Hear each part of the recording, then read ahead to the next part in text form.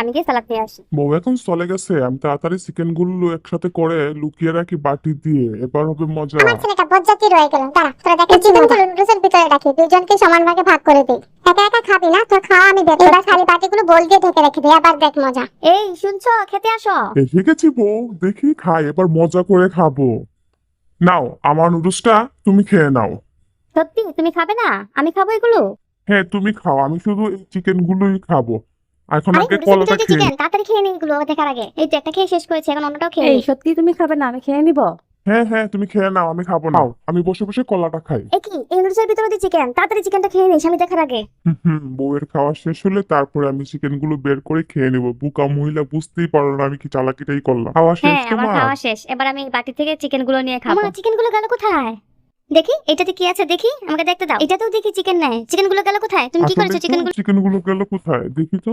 বজ্জাত লোক, আমার সাথে চালাকি করে চিকেন গুলো খেয়ে নিয়েছিস, যা ভাগ এখান থেকে।